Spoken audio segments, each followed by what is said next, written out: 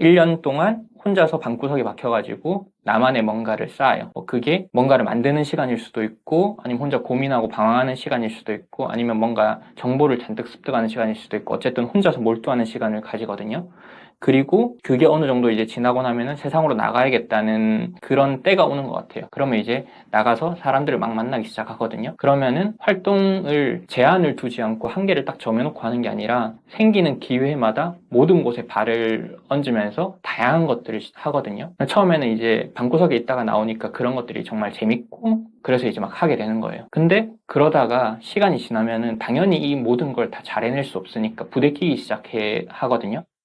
그러면은 저는 그대로 그냥 할 수 있는 만큼 해요.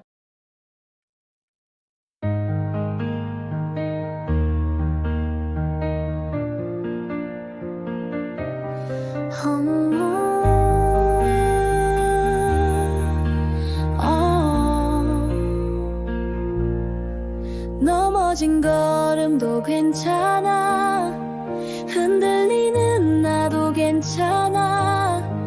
햇살은 다시 떠오르잖아. 끝이 아닌 시작이야. 괜찮아, 다 괜찮아. 꿈은 멈추지 않아. 어둠 속 빛을 찾아. 우린 날아올라. 작은 실패도 빛이 돼. 눈물조차 별이 돼. 포기란 말은 지워버려. 희망은 너의 이름이야. 괜찮아, 다 괜찮아. 꿈은 멈추지 않아. 어둠 속 빛을 찾아. 우린 날아올라.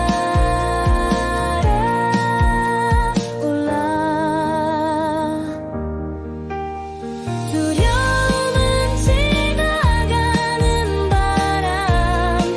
너의 날개를 펴봐. 세상은 너를 기다려. 빛나는 내일로. 괜찮아, 다 괜찮아. 꿈은 멈추지 않아. 어둠 속 빛을 찾아. 우린 날아올라.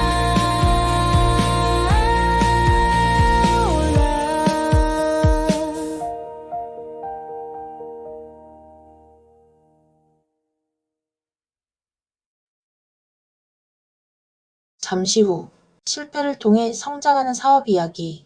첫 번째 이야기가 시작됩니다. 저희가 사전 인터뷰를 했어요. 그죠? 그래가지고, 대략적으로 제가 린트로님에 대해서 들어보고, 그 다음에 우리가 어떻게 이야기를 나눌 것인지에 대해서 이제 얘기를 했었었는데, 일단 자기소개를 간단하게 한번 부탁드려 볼게요. 안녕하세요. 저는 스레드에서 린트로라는 닉네임으로 활동하고 있습니다. 저는 지금 외주 개발로 주로 이제 먹고 살고 있고요. 그거 외에는 이제 저만의 서비스를 좀 만들어 볼 수 없을까? 또는 이제 누군가를 도우면서 그걸 바탕으로 저만의 비즈니스를 가질 수 없을까? 이런 걸 좀 많이 고민하면서 살고 있는 사람입니다. 지금 그러면 그렇게 외주 개발사? 개발 받으신 지는 얼마나 되셨어요? 작년에 이제 우연히 소개를 통해서 개발을 하게 됐고, 그 결과가 나쁘지 않게 나와서 올해는 이제 차기 프로젝트로 이제 2년차 제 이제 프로젝트로 하고 있는 거죠. 원래부터 개발자이셨어요? 아니요, 저는 실제로 회사에서 개발자라는 호칭으로 월급을 받아본 적은 없고요. 오, 진짜요? 예, 그냥 보통은 이제 제가 직함으로 달고 있었던 거는 제일 처음에 이제 트레이더, 그 다음에 또 회사에서 직원으로 근무할 때는 비즈니스 애널리스트, 데이터 분석가, 혹은 기획자. 기획자요. 예, 그 웹 서비스 기획자 그 역할들을 했었고, 그 이후에는 연구소장 이런 식으로 약간 모호한 직책 혹은 이제 약간 프리롤 같은 네. 마음대로 이제 하고 싶은 거 할 수 있는 좋은 직장인데요? 그런 직장 역할들을 한 적이 있었죠. 예. 그러니까 근데 어떻게 개발자가 되신 거예요? 개발은 좀 어릴 때부터 개발에 대해서 관심은 많았던 것 같아요. 그래서 혼자 공부하다가 포기하고 이제 좀 냅뒀다가 또 공부하다가 좀 냅뒀다가 뭐 이런 걸 이제 반복을 했었고, 그래서 꾸준히 개발은 혼자서 공부를 좀 많이 하고 있었던 편이었고, 그래서 그 데이터 분석을 할 때나 이럴 때 주로 코드 작업을 통해서 이제 데이터 분석을 하는 일들을 많이 하면서 개발에 좀 더 많이 친숙해졌고요. 그리고 그 이후의 커리어에서 뭐 기획이나 혹은 전략기획, 비즈니스 기획 뭐 이런 것들을 많이 했지만, 그 과정 속에서 이제 제가 필요한 도구들을 직접 만들면서 개발을 갖다가 조금 더 할 수 있겠다, 이렇게 하고 있는 와중에 이제 저 친한 형을 통해서 이제 개발 프로젝트가 있는데 너 이거 해볼 수 있겠냐라고 해서 그동안은 많이 미뤄왔던 것을 한번 시도했는데 그게 이제 일이 된 거죠. 근데 직장은 안 나가고 계시는 거죠? 지금은 그렇습니다. 그럼 지금 계속 외주로 있으시는 이유가 따로 있으세요? 그러면서 아까 말씀드린 것처럼 저만의 비즈니스를 조금 해보고 싶어서 그게 있습니다. 그렇구나. 지금 그러면 증권사가 트레이더로 활동하셨다고 하셨고, 저희가 지금 사전 인터뷰에서 야인 생활을 하셨다라는 말씀을 들었었는데, 왜 야인 생활 때 이 표현하신 이유가 뭐예요? 일단은 제가 첫 직장은 증권사에서 한 2년 4, 5개월 정도를 보냈거든요. 그리고 나서 이제 증권사를 퇴사하고 한 4년 정도를 다른 직장에 몸담지 않고 사업자 등록은 했었지만 어쨌든 생활을 했었거든요. 근데 그때를 이제 제가 보통 그냥 반 우스갯소리로 이제 농담처럼 야인 생활이라고 보통 표현을 하는데, 그렇게 표현하는 이유는 첫 번째는 정말 그냥 바깥에서 굴렀으니까 그래서 야인 생활이라고 회사 하는, 밖. 예, 네. 회사 울타리 밖에서 굴렀으니까 그래서 야인 생활이었고, 두 번째는 약간 그 수렵 채집하던 그 시절의 사람들처럼 눈앞에 뭔가 있으면 그걸 먹고 자고 뭐 다음날 되면 또 새로운 걸 찾고. 네.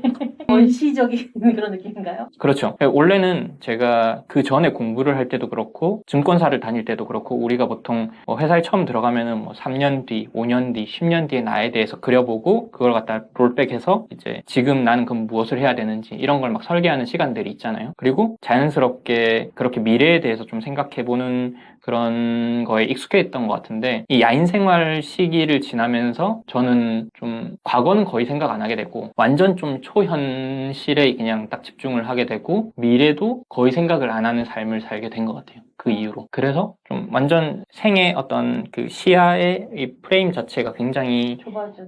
현실에 좀 이렇게 포커스를 맞추게 되는 그런 삶을 사는 어떤 전환의 시점이었던 거죠. 그러니까 지금 아까 4년이라는 야인 생활이 지금 보면 굉장히 인생의 큰 터닝 포인트였던 것 같긴 한데, 네. 근데 왜 증권사에서 잘 일하고 계시다가 나오셨어요? 갑자기 지루해지셨나요? 재미가 없어졌다던가? 일단은 지루하고 재미없는 거는 맞고요. 그쵸. 아니, 2년에서 3년이 참 고비더라고요. 사람이 그런 게 있는 것 같아요. 보통 왜 1년차, 3년차, 5년차 뭐 이런 얘기를 하잖아요. 근데 저도 머리가 조금 굵어지면서 여기 돌아가는 생리라는 게 좀 보였던 것 같고, 맞아요. 지금은 조금은 덜 관념적이려고 노력하는데 그때는 저는 지금보다 훨씬 더 관념적이었거든요. 그러니까 저는 제가 금융업에 이제 몸을 담게 되면서 제가 생각한 금융업의 본질 뭐 이런 것들이 있어요. 그러니까 금융업이라는 것은 결국에 실제 우리가 실물 경제나 이런 거에 대해서 파생된 경제로서 여기 어떤 선순환의 구조를 만들고 도움을 주는 뭐 이런 것들을 생각을 했는데, 그 당시에 이제 제가 증권사에서 일을 하면서 거기서 이제 위에 헤드에 가 있는 분들은 그보다 한 20, 30년 전에 우리나라의 금융이라는 것들이 좀 잘 세팅이 되기 전에 여기가 완전히 황금밭일 때 와서 이제 마음껏 돈을 벌어가던 분들이 위로 올라간 거죠. 그러니까 그분의 패러다임으로 이제 금융업이 짜여 있다고 생각을 했거든요. 그러면서 그냥 여기는 돈놀이 하는 곳인데? 라는 생각이 들면서 내가 여기서 어떤 가치를 추구할 수 있을까에 대한 고민을 좀 많이 했던 것 같아요. 저는 회사를 나올 때, 뭐 퇴사를 결심할 때 누군가의 알력 싸움, 혹은 이제 내가 일에 대한 나랑 너무 맞지 않아서 이런 이제 어떤 하나의 아주 큰 사유로 회사를 그만두는 사람들도 당연히 있다고 생각을 하는데, 저는 그때 굉장히 복합적으로 여러 사람들이랑 이야기를 나누는 과정에서 이런 요소도 영향을 미쳤고 저런 요소도 영향을 미쳤고 뭐 이런 것들이 잔뜩 있다고 생각을 하거든요. 그 중에 한 개가 이제 금융이나 증권에 대해서 제가 바라보던 시각에 대한 것 하나, 두 번째는 이제 이 일 자체가 그냥 그렇게 흘러가는 것 같았거든요. 뭔가 변화가 없을 것 같은 느낌? 앞으로의 2, 3년이나 5년 후가 별로 변화가 없을 것 같다. 심지어 10년, 20년 후도. 그렇죠. 같은 일을 계속 반복할 것 같다. 네. 그래서 그냥 비유처럼 표현하면은 이미 그때 제가 그냥 관 속에 들어가 있는 느낌이었어요. 돈 버는 관소. 예. 그게 너무 답답하게 느껴졌고, 그리고 당시가 2015년이었는데, 앱 개발에 대한 것들이 조금씩 나오면서 스타트업이라는 개념들이 조금씩 나왔던 때인 것 같아요. 그러다 보니까 세상에 멋진 일로 돈 버는 사람들이 정말 많은데, 그때 테슬라니 이런 것들이 아마 조금씩 우리나라에도 막 이렇게 얘기되고, 페이스북이나 이런 것들도 얘기되고, 맞아요, 맞습니다. 예. 그러니까 세상에 재밌는 게 너무 많은데, 이게 너무 이제 답답하게 느껴지는 거죠. 그리고 당연하겠지만 증권업이라는 것이 굉장히 보수적이기도 하고, 그러니까 돈에 대해서 다루는 곳이다 보니까 그런 면도 있는 반면에 진짜 자본주의의 극단에 가 있어서 진짜 성과급 잔치나 이런 것들이 벌어지는데 이게 맞나? 라는 생각들을 좀 많이 했던 것 같아요. 그러니까 누가 어떤 일을 했느냐에 따라서 실제 그 사람의 영향을 저는 측정하기는 쉽지 않다고 생각을 하거든요. 근데 돈은 어떻게든 뿌려야 되니까 그게 때로는 라인에 따라서일 수도 있고 때로는 하는 일에 따라서일 수도 있고 이 배분이 되는 것들이 저게 저 사람의 역량을 온전히 보여준다고 생각할 수 있을까? 이런 생각들도 많이 들었고요. 그 당시에 제가 많이 들었던 비유인데 누가 현대차에 입사를 했는데 어떤 사람은 아반떼 라인에 배정을 받았고 어떤 사람은 제네시스 라인에 배정을 받았는데 이 두 개가 분사가 되면서 제네시스는 프리미엄급으로 올라가 버리고 아반떼는 계속해서 아반떼고 그러면은 그 두 사람이 만약에 그걸 가지고 상여금을 받는다라거나 했을 때 과연 그 두 사람의 역량의 차이가 컸을까? 아니면 이 라인에 배정받는 거에 대한 차이가 컸을까? 그런 생각들을 그때 많이 했던 거죠. 결론은 배정받는 거 아니에요? 네, 저는 그렇게 본 거죠. 예. 그러니까 원래 증권업에 들어가면서 다들 돈을 많이 벌고 싶다라고 얘기를 하고 그 돈을 많이 버는 거에 당위로 얘기하는 것이 곧 내가 능력이 있다는 거에 대한 증표니까 라고 얘기를 하는데 돈을 많이 버는 것과 능력이 있다는 것은 약간의 상관관계는 있을 수 있지만 그게 그거의 증명이라고 생각은 안 했던 거죠. 너무 좋은 이야기인데요. 네. 그리고 또 이제 제가 있는 부서가 증권업에서도 돈을 진짜 많이 버는 부서였거든요. 그래서 형들이 성과급이나 이런 것들을 받는 걸 봤는데 이 형들이 성과급이 들어오고 며칠이 그래도 숨을 쉬다가 그 다음부터 죽어가는 걸 봤거든요. 왜요? 그러니까 그들에게 그 성과급은 이미 너무 당연한 거야. 근데 상대적 비교는 되는 거죠. 예를 들면은 지금 생각해도 성과급 9천만 원이 적은 돈은 아니잖아요. 그렇죠. 근데 옆에 나보다 1년 늦게 들어온 애가 다른 아까 이제 비유로 보자면 더 좋은 생산 라인에 가가지고 그 사람은 1억 5천을 받았어. 그러면은 그 사람은 상대적 박탈감이 엄청난 거죠. 그러면은 360일이 지옥인 거예요, 그 사람한테는. 너무 돈에 그러네요. 네. 거기서 초연하기가 힘든 현실이었어요. 그리고 지금은 집값이 또 엄청 올랐지만 그때도 어쨌든 비싼 집들은 비싼데 그런 사람들은 당연히 그 정도의 삶의 걸 유지해야 되고 그러다 보니까 자기의 굴레에 빠져 있는 거죠. 자기 굴레라 하시면 그러니까 내가 이미 삶의 수준을 이만큼 끌어올려놨어. 한 달에 한 500, 1000씩 쓰는 삶의 수준을 만들어놨어. 아이들은 영어 유치원 보내야 되고 이런 커뮤니티 안에 들어갔어. 네. 그러면은 나는 그 돈을 버는 건 기본이어야 되고 그보다 더 벌어야지 그보다 더 나은 삶을 볼 수 있는 거죠. 근데 삶은 계속 계층이 있거든요. 그러니까 어디 가도 만족을 못 하는 거예요. 그러니까 괴롭겠네요. 그래서 모르겠어요. 실제 그분들의 삶이 어땠는지 모르겠지만 저랑 엄청 친하고 제가 좋아하는 형들이었지만 옆에서 봤을 때 전혀 행복해 보이지 않았거든요. 그렇죠. 그거 그게 이제 저는 아까 말했던 그 여러 가지 증권업, 그 금융업 자체의 본질에 대한 것, 그 다음에 이것이 그래서 내 역량을 뭔가 드러내는 어떤 포인트일까? 이런 것들에 대한 것, 그 다음에 그냥 이 생활이 변하지 않을 것 같다는 그런 것도 있는데 거기 있는 것조차 딱히 행복해 보이지도 않고. 의미가 없겠다. 네. 그러면서 좀 지금 생각하면 포기할 정도로 그만큼 이제 바깥 세상은 재밌어 보였고 아는 지루해 보였고 그랬던 거죠. 그리고 그 당시에 이제 결정적으로 저는 야근 거의 안 하는 삶이어서 퇴근하고 집에 가면 밥 챙겨 먹은 다음에 그 웹 개발을 혼자서 공부를 했었어요. 근데 혼자서 공부를 하는데 컴퓨터 앞에 앉아가지고 공부를 하잖아요. 근데 제가 컴퓨터를 엄청 좋아하고 컴퓨터로 뭘 하는 걸 좋아하는데 살면서 제가 컴퓨터 앞에서 조는 제 모습을 본 거예요. 내가 엄청 피곤하구나. 그래서 고민을 하다가 컴퓨터 앞에서 존다? 그럼 내가 두 가지 일은 못한다는 건데 회사를 출근하는 일이랑 이 웹 개발을 공부하는 일을 병행할 수 없다? 아니, 보통 그렇게까지 생각을 안 하고, 오늘 내가 피곤한가 보다 이렇게 생각하잖아요. 근데 그게 며칠 반복되니까. 반복되니까. 그래서, 둘 다는 못하겠네? 좀 부대끼네? 한 개를 그만둬야겠네? 어허. 그래서, 회사를 그만둬야겠다. 이랬던 거죠. 그러니까 이게 참. 그래서 저는 실제로 제가 팀장님한테 저 그만두려고 한다 면담을 하고, 그러니까 그 당시에 이제 본부장이 좀 사람들의 편을 가르는 편이어서 저희 쪽에서 이제 좀 밀려난 형들은 퇴사를 막 이렇게 해도 부르지 않았거든요. 저는 그때 이제 3년차 들어가고 있을 때였는데 부르시는 거예요. 그래서 너 왜 나가려고 하냐. 그래서 제가 이거 하고 개발 공부도 하고 이렇게 막 하고 있는데 아무리 생각해도 두 개를 동시에 못 하겠다. 그래서 한 개를 그만둬야겠다는 생각이 들어서 회사를 그만두기로 했다. 그러니까 본부장이 이게 듣도 보도 못한 사유일 거잖아요. 그러니까요. 그래서 그때 심하게 욕은 하지 않고 이렇게 얘기하더라고요. 지금도 기억에 남는 게 나는 너를 이성적인 사람이라고 생각을 했고 그래서 네가 잘한다고 생각을 했다. 근데 지금 하는 걸 보니까 전혀 그렇지가 않다. 그게 말이 되는 소리냐. 그만두려면 그걸 그만둬야지. 돈 버는 이걸 왜 그만두냐. 그러니까 그러길래 제가 근데 저는 이걸 그만두는 게 맞는 것 같다. 아, 그러고 나왔죠. 그럼 그건 이성이 아니라 감성인가요? 저 지금 되게 그분도 되게 황당하셨을 것 같아요. 근데 이게 그 즈음에 그런 생각을 아마 많이 하기도 했을 텐데 그 이후에는 이게 더 확고해졌고 그때 왜 제가 뭔가를 선택할 때는 그냥 직관적으로 선택한다고 했잖아요. 예. 근데 그전에도 이제 제가 많이 고민을 했었거든요. 제가 어떤 방식으로 뭔가를 선택하는지에 대한 그 방법을 나중에 이제 회고를 해본 거죠. 제가 대학 입시를 할 때도 저는 제가 이과라고 생각을 했고 근데 수학을 과로 정해야겠다라고 했던 것도 저한테 이거 희한한 건데 제가 고등학교에서 대학교 갈 때 대학교의 과들을 거의 알아보질 않았던 것 같아요. 심지어 저는 컴퓨터를 엄청 좋아했는데 컴퓨터 공학과가 머릿속에 한 번도 인식으로 있었던 적이 없거든요. 왠지는 그건 잘 모르겠어요. 심지어 중학교 때도 프로그래밍을 공부했으니까 그런 것을 공부할 수 있다고 생각을 했을 법도 한데 아무튼 저는 그래서 대학을 생각하면서 우리가 고등학교 때 수학, 그 다음에 물리, 화학, 지구과학, 생명 이렇게를 배우잖아요. 그래서 혼자 그냥 앉아서 이렇게 생각을 한 거예요. 일단 고등학교 때 지구과학을 거의 안 배웠으니까 지구과학 빼고 난 뭐 외우는 거 싫으니까 생물 너무 싫은데 그러면은 화학도 생물이랑 비슷해서 별로 안 땡기고 그러면 물리랑 수학이 남는데 나는 물리보단 수학이 더 재밌는 것 같은데 이렇게 해서 저는 수학과를 지원했거든요. 그리고 수학과를 갔고 수학과가 너무 재밌었거든요. 너무 고등학교 때는 그러니까 수학이 이런 거라는 것도 모르고 갔는데 수학 공부를 해보니까 너무 좋은 거예요. 이게 논리학이거든요, 수학이. 그래서 그 과정이 너무 재밌었어요.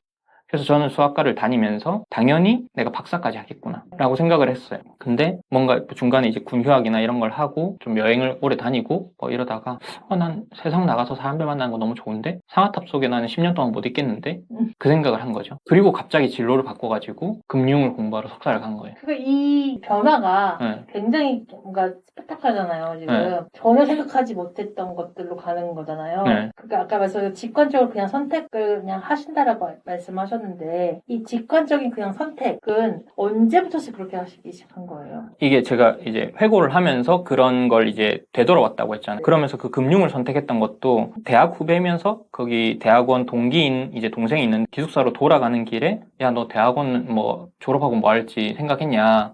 그 친구는 뭐 이런 쪽으로 이제 생각을 하고 있다. 거기 우리가 지원할 수 있냐? 같은 수학과인데 금융이잖아. 그러니까 그냥 뭐 할 수 있는 것 같다. 그래서 그래? 그럼 아직 지원 기간이 남았냐? 그래서 지원 기간이 남았다. 그래가지고 이제 어쨌든 보험으로 다른 대학원들이 이제 수학과 박사과정을 이제 쓰면서 동시에 이제 거기도 지원을 한 거죠. 그러고 나서 막상 지원하고 나니까 너무 여기를 가고 싶은 거예요. 그거에 대해 불과 한 달 전까지만 해도 생각이 없던 사람인데 뭔가 이제 다른 길로 튄다고 생각을 하니까 너무 여기가 가고 싶은 거죠. 근데 여기가 합격이 된 거예요. 그래서 너무 재밌게 간 거죠.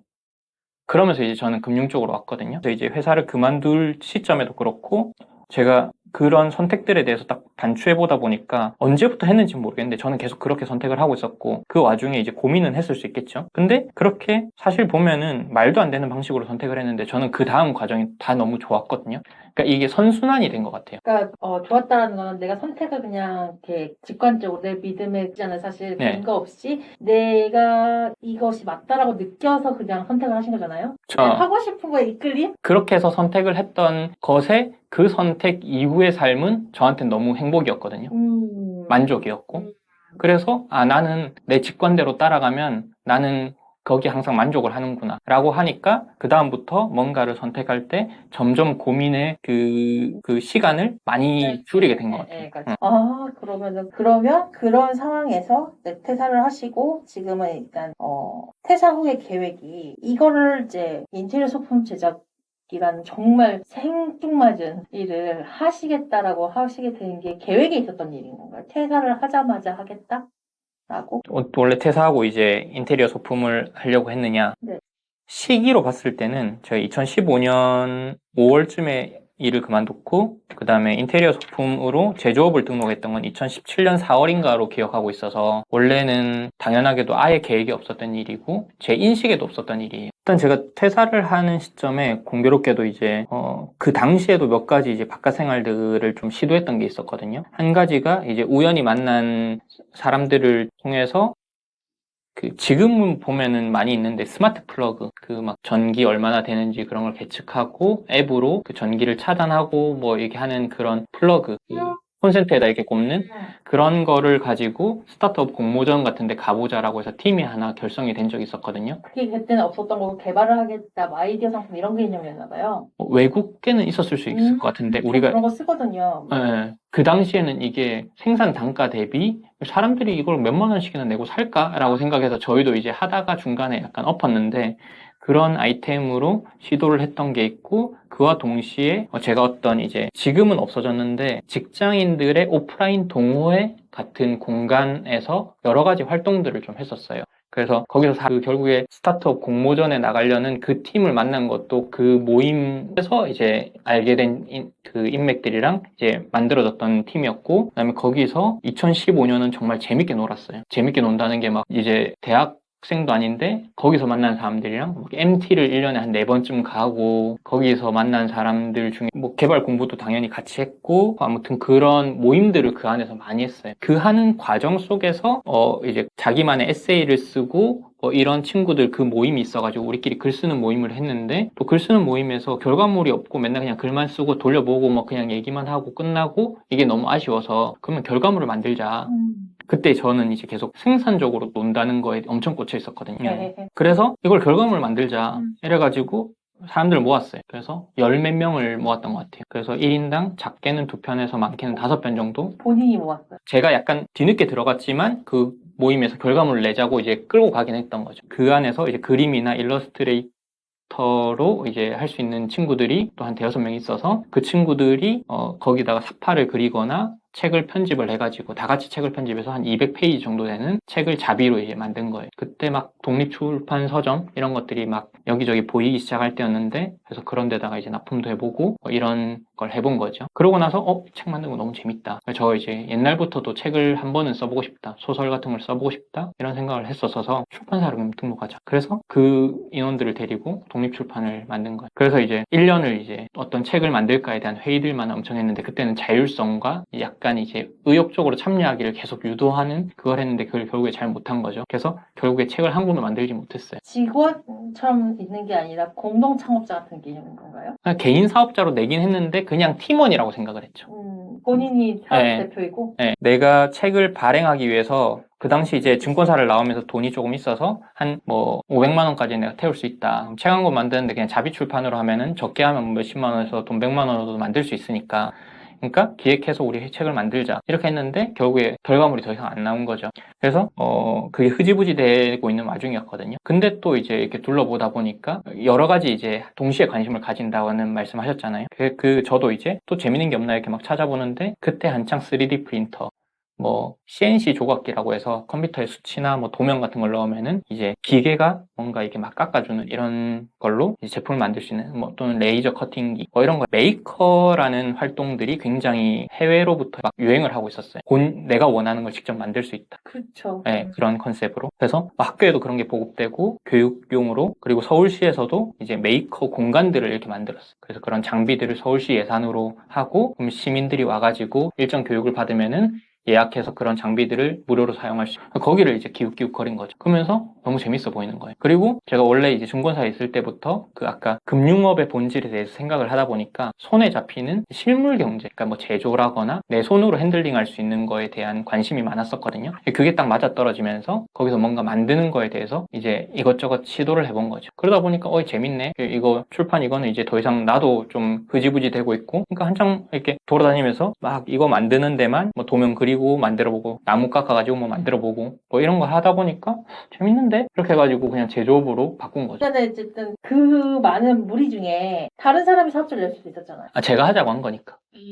그냥 다른 친구들은 거기가 이제 직장인들의 그런 동호회 같은 공간이라고 했잖아요. 근데 여기는 목적 없이 재밌는 걸 찾아온 사람들인 거예요. 그러니까 그 친구들은 뭐 직장을 다니는 친구도 있고 그만둔 친구도 있고, 근데 거기는 이제 다니다 보면 꼭 그만둔 친구들이 많이 생겼는데 그게 그 자유로운 영혼들이 있었던 거예요. 그러니까 이 친구들은 돈을 벌고 이거에 대한 고민은 자기 나름대로 다 있었겠지만 그것보다 어쨌든 좀 쉬고 싶고 놀고 싶고 이런 친구들이어서 이걸 굳이 뭔가 사업화해서 굳이 이걸로 돈을 벌어야겠다는 생각을 하는 친구들은 아니었던 것 같아요. 그러면 본인은 사업자를 낸다라는 거는 이걸로 수익화를 하겠다라는 목적이 있었던 건가요? 그렇죠. 그러니까 돈에 대한 관심도 없는 친구들을 데리고 굳이 해야 될까요? 그때는 저도 굉장히 이상주의였거든요.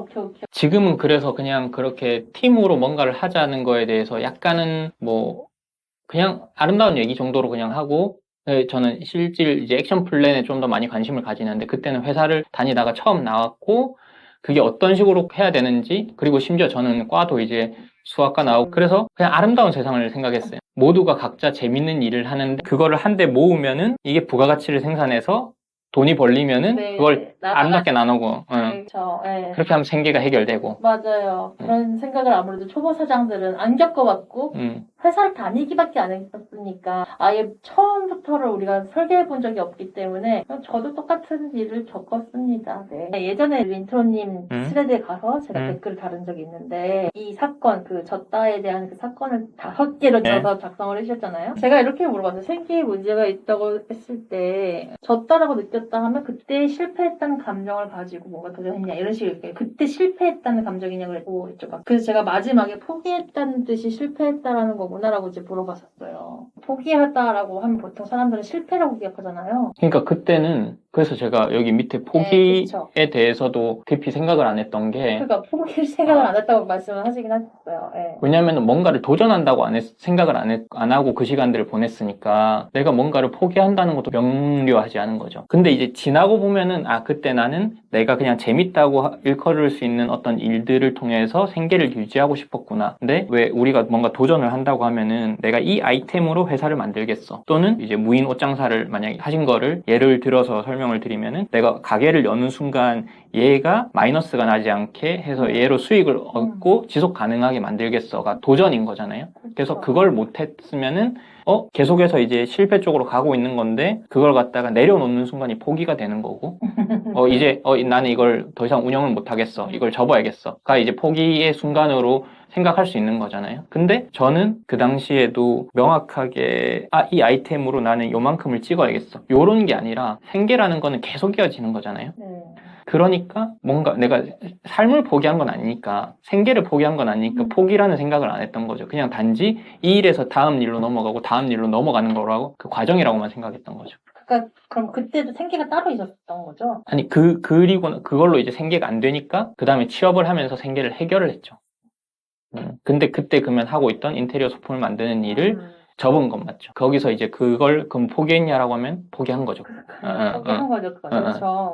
근데 이런 질문을 던지는 사람이 없어서 생각을 안 하셨던 걸까요? 주변에 어쨌든 개인주의인 사람들이 많고 나한테 이런 질문을 직접적으로 던지는 사람들이 없었을 환경도 있을 수 있잖아요. 저는 이제 약간 그런 생각이 드는데 결과적으로 우리가 생각이라는 걸 하게 되는 건 내가 스스로 생각하는 것도 있지만 타인과의 대화를 통해서 깨달음도 얻고, 그리고 타인 질문을 던졌을 때 생각하는 것들도 분명히 있거든요. 근데 우리 린트로님은 약간 이 질문을 던지는 사람이 많이 없었나? 라는 생각을 저는 가끔 할 때가 있어요. 그래서 제가 이렇게 질문을 하면 많이 생각하시는 듯한 느낌을 많이 받아요. 약간 그거는 좀 다른 것 같긴 한데 제가 그냥 생각을 그때그때 좀 정리를 하는 편도 있는 것 같고, 근데 이걸 가지고 포기했냐고 질문하는 사람은 당연히 없었죠. 근데 지금 생각해봐도 저는 어떤 거를 포기했는지 안 했는지를 신경 써본 적이 한 번도 없었던 것 같긴 해요. 그래서 그걸 굳이 인식하진 않았던 것 같아요. 왜냐면 아까 말했던 것처럼 많은 일을 벌리고 그 중에서 스무스하게 몇 개를 그냥 안 하는 방식으로 이제 접었거든요. 그러면은 그 순간마다 저걸 포기했는지 안 했는지 다 포기죠. 더 이상 안 했으니까. 네, 맞습니다. 다 포기인데 포기라고 아예 인지를 못했다는 거잖아요. 그러니까 포기가 저한테 의미가 없는 단어인 거죠. 그냥 경험인 거지. 그냥 경험했고, 내가 다만 이제 언제까지 경험하겠어라고 해서 그 시간이 끝나서 이제 끝난 게 아니라 그냥 별로 그런 거 생각 안 하고 시작했고, 경험하다가 이제 슬슬 관심이 안 가서 뭐 접는다거나 뭐 이런 식이 돼서 하면은 이걸 포기라고 뭐 얘기하려면 할 수 있는데, 그렇게 이름 붙이는 게 저한테 크게 어떤 모임이. 의미가 없는 거죠. 그거에 대해서 여러 가지 일을 시도했다는 것에 대해서 음. 부모님이나 다른 사람의 피드백이 전혀 없었나요? 왜냐면 저 같은 경우에는 이렇게 많은 일을 시도할 때 저희 부모님이 엄청나게 간섭을 많이 하시면서 왜 하나만 진득하게 하지 못하고 이것저것 다 해서 돈도 돈대로 쓰고 시간도 시간대로 쓰고 여유도 없고 왜 이렇게 인생을 힘들게 살고 있냐라는 피드백을 저는 되게 부정적으로 많이 들었기 때문에, 그래서 뭐 하나를 포기할 때마다, 그러니까 시도했다가 안 하게 될 때마다 숨겼거든요.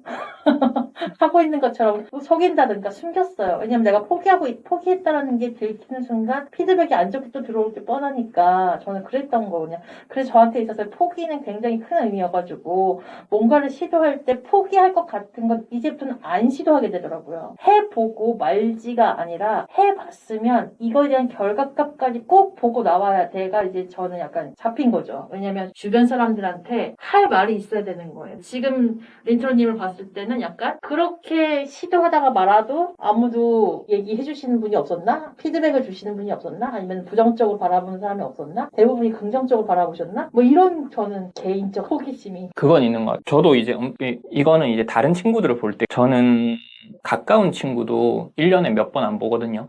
근데 저는 몇 달에 한 번 이제 저 안부 연락 자체를 원래 기본적으로 안 하는 편이고, 그건 ENFP가 비슷하더라고요. 네. 그리고 주기적으로 누군가를 만나는 거는 회사를 다닌다거나 아니면 내가 어떤 스케줄링 돼 있는 어떤 코스를 밟는다거나 이렇게 해서 사람들을 만나는 약간 강제성 있는 그런 게 아니면은 누군가를 그렇게 만나본 적도 없고, 그러다 보니까 일단은 그렇게 디테일하게 모든 걸 업데이트해야 되는 인간관계 자체가 거의 없었던 것 같아요. 그리고 부정적인 그 피드백이 아예 없었냐라고 하면은 그건 아니었던 것 같거든요. 그래요? 근데 저한테 이래라 저래라 얘기할 수 있었던 사람도 없었던 것 같아요. 그러니까 그 정도의 영향력을 가진 사람들은 없었던 것 같아요. 이거 일단 보통 부모님이 그런 영향력을 갖잖아요. 자금을 대주시는. 일단 기본적으로 학교를 졸업한 이후에 집에서 이제 경제적으로는 완전히 독립이 돼 있었고, 우와. 자의 반 타의 반. 대단한데 그게 쉽지 않잖아요. 아버지랑도 엄청 친구처럼 그러니까 좀 막역하게 지내는 사이였거든요.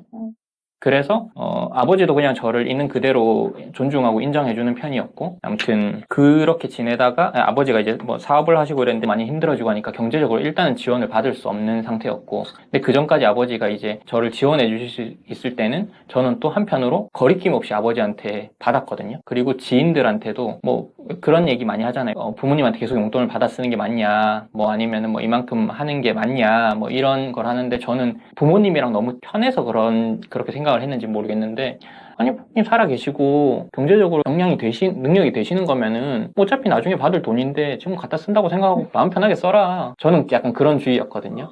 저는 아버지랑 저랑 성향이 굉장히 비슷하기 때문에 당연히 그렇게 생각을 했을 거라고 믿고 이제 그런 얘기들을 한 건데, 부모님이 자식에게 뭔가를 해줄 수 있다는 것도 부모님은 굉장히 기쁘죠. 기쁘게 하실 거다. 그러니까 그러니까 뭐 당연히 이걸 가지고 허투루 막 논다거나 이런 데 쓰는 거는 아니죠. 근데 이게 건실하게 자기의 삶을 위해서 하는데 재정적 지원을 받을 수 있는 건 저는 너무 좋은 거라고 생각을 했거든요. 그래서 저는 마음껏 썼어요. 뭐 학비나 이런 것도 그렇고. 근데 아버지가 어쨌든 많이 부침이 있다가 결국에 사업에서 이제 어려움을 겪으시면서, 첫째는 독립을 할 수밖에 없었고, 두 번째는 제가 독립을 할 수 있는 상황이었고, 왜냐면 뭐 취업을 하면서 충분히 이제 그걸 받았으니까, 그러니까 뭐 월급을 받고 했으니까. 그리고 오히려 이제 역으로 제가 아버지를 경제적으로 도와드리는 일까지 발생했고, 이게 밑빠진 독에 물 붓기가 될 수 있겠다 해서 저는 아예 경제적으로 단절까지도 했거든요. 제가 아버지는 존중하고 아버지가 사업적으로 뭔가 시도하고 하는 것은 충분히 존중하지만, 그렇다고 해서 내 자금 계획이 막 흐트러지면서까지 아버지를 도와드리고 하는 거는 서로에게 별로 좋진 않은 것 같다. 그래서 단절을 했거든요. 근데 이게 저는 그런 중간에 어떤 강연이나 이런 걸 보다 보면은 보통은 이제 육체적으로 독립을 하는 게 정서적으로 일단 독립을 하는 거죠. 근데 그것만큼 못지않게 중요한 게 경제적 독립이라고 하더라고요. 경제적으로 매여 있으면은 아무리 자기가 정서적으로 독립했다고 인지하고 있더라도 친구도 항상 그 돈이라는 것 때문에 그래도 그 의견을 계속해서 들을 수밖에 없는 거죠. 근데 자생할 수 있으면은 그 의견은 정말 그냥 의견일 뿐인 거죠. 그거 외에는 뭐 말씀은 이렇게 드렸지만 아버지는 실제로 제가 하는 일에 대해서 한 번도 반대하신 적은 없어요. 회사를 나온다고 했을 때도 크게 뭐 반대를 하신 적도 없고, 왜냐면은 아버지도 이제 제가 본인을 닮은 성향이라는 거를 인지하고 계셨기 때문에, 그리고 그래 네가 뭐 네 알아서 잘하겠지 항상 이렇게 말씀을 하시면서 했고, 다만 이제 그런 거죠. 제가 무슨 일을 하고 어떻게 먹고 살고 있는지를 궁금해 하시긴 하는데, 그래서 너 그거 해가지고 되겠니 안 되겠니 이런 얘기는 일절 한 번도 하신 적은 없었던 것 같아요. 아버지가 일단은 그랬고, 그 다음에 제 주변에서도 거의 그런 얘기를 하는 경우가 없었고, 제가 워낙 고집도 있고 하다 보니까 그런 얘기를 못 꺼낸 경우가 저는 절반 이상이라고 생각을 하고, 네, 그럴 것 같습니다. 친한 친구들도 이제 나중에 제가 웃으면서 그렇게 얘기하면은 실제로 그렇다라고 얘기하고, 그 아까 이제 정이 많다는 친구는 심지어 제가 이제 원래 다니던 데가 증권사를 다니다가 나와가지고 막 흙밭에서 뒹굴고 있으니까 왜 그렇게 자냐, 그래서 술 마시고 이제 저한테 막 이렇게 하다가 나중에 이제 제가 아, 그래, 이 친구가 나를 걱정해 주는구나 이렇게 잘 듣다가 이게 너무 길어지는 거죠. 1절, 2절, 3절 넘어서 4절이 가니까 이제 이만큼 올라와서 지금 누가 누굴 걱정하냐고. 이래서 이제 한번 막 하니까 그 친구도 이제 너한테 그러려고 했던 건 아닌데 미안하다. 뭐그 이후로 저한테 그렇게까지는 얘기 안 하는데, 뭐 나쁘게 말하면은 옆에서 그런 쓴소리를 한 사람이 없다라고도 표현할 수 있겠는데, 저는 그럼에도 불구하고 좋게 보는 게 그런 얘기도 많이 들었거든요. 심지어 저는 이제 큰 돈을 좀 빌려서 쓴 적도 있었는데, 중간중간에 잠시 빌려서 쓴 적도 있는데, 그때도 그렇게 흔쾌히 빌려준다는 게 난 너무 고마웠다, 뭐 그런 식으로 이제 나중에 막 너무 감사하고 막 이런 얘기들도 하고, 뭐 이제 상환하면서 뭐 그런 얘기들도 했는데, 지인들은 뭐 너라면은 뭐 어떻게든 그거는 안 떼먹고 할 거라고 생각했다 라고 하는 피드백들을 많이 들었거든요. 그러니까 한편으로는 순서를 안 들은 사람이기도 하지만, 또 한편으로는 얘가 어디 가서 완전히 그냥 망해가지고 그냥 노숙자처럼 또는 그렇게 패가망신할 그런 친구는 아니겠구나라는 믿음도 그동안 저는 주지 않았나? 라고 긍정적으로 생각하죠. 약간 다른데, 네. 제가 느끼기엔 좀 다른 것 같긴 한데, 그래도 어쨌든 친구들 사이에서 엄청난 신뢰를 주는 사람이다. 일관성이 있는 사람이다. 이렇게 느껴지긴 하네요. 저희는 이제 그런 부분을 자극추구라고 얘기를 하거든요. 자극적인 거잖아요. 나한테 있어서 재밌고. 그쪽을 따라가는 거죠. 근데 그쪽을 따라갔을 때 어쨌든 그 흥미가 대략적으로 저는 한 2년 반에서 3년 정도 이더라고요. 거기에 푹 빠져서 그냥 놀게 되는 시간이. 혹시 린트로님도 그런 주기이신 건가요? 2년 반에서 3년? 근데 딱 맞는 것 같아요. 그리고 2년 반에서 3년쯤 됐을 때 선택을 다시 하죠. 얘를 계속 빠져 있을 것인가 아니면 다른 애를 해볼 것인가 생각을 하는데, 저희는 항상 ENFP 얘기를 드리는 게 동시간대에 하나에만 빠져 있지 않고 문어발처럼 빠져 있거든요. 그러세요? 그게 지금 이제 말씀해 주시니까 전 자극추구라는 단어를 오늘 처음 들어봤는데, 진짜요? 근데 그런 딱 말씀하신 게 비슷한 게, 저는 거의 한 3년 주기로 끊어서 과거를 생각하거든요. 네네네. 그리고 약간 아까 제가 왜 저는 큰 틀에서 사이클이 있는 사람인 것 같다라고 했잖아요. 네네네. 어디에 빠져서 몇 년을 보내다가 나와가지고 뛰쳐나와서 굉장히 다양하게 펼쳐놨다가 또 그 중에서 수렴해서 또 선택을 하고, 그게 딱 말씀하신 그 사이클인 것 같아요. 그러니까 그 사이클은 있는데, 그러니까 그 펼쳐놨다라는 아까 표현을 하셨는데, 그 펼쳐놨을 때 다양하게 뭔가를 하고 있잖아요. 그죠? 그 다양하게 하고 있는 게 동시다발로 다 하고 계시는 건가요? 아까 전에 2개만 해도 피곤하다고 느끼셨다고 그래서 제가 2개를 하고 있는데 피곤해서 하나를 버렸다라고 하셨어요. 저한테 표현을. 컴퓨터를 되게 좋아하는 내가 컴퓨터를 하면서 피곤해서 졸려가 없다? 그냥 있을 수 없는 일이네? 그러니까 이성이고 이런 거 다 떠나서 내가 자극적이고 재밌어하는 걸 선택을 한 거죠. 어떻게 보면 트레이너라는 직업을 버린 거니까. 그러니까 그게 지금 2개여도 피곤하다고 느끼셨는데, 펼쳐놨을 때는 여러 개, 아까 그 야인 생활 4년 동안 여러 개 하셨잖아요. 그때는 안 피곤하던가요? 그러니까 그 차이가 있는 것 같아요. 이거를 업으로 할 정도로 비율을 많이 때려 넣어서 하는 것들이 2개 이상이면 당연히 엄청 피곤한 것 같고, 근데 보통 이제 제가 펼쳐질 때는 하나하나가 거의 뭐 예를 들면 데일리로 끝나거나 아니면은 뭐 주에 뭐 잠깐 이렇게 그 신경을 쓴다거나 이런 식으로 이제 하는 거니까, 다양한 것들을 이제 좀씩 건드려 보는 그런 식이면은 여러 개가 이제 펼쳐질 수도 있는 거죠.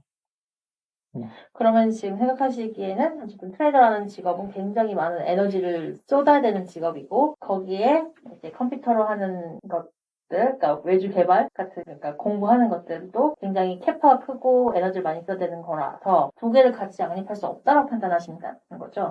아닌가?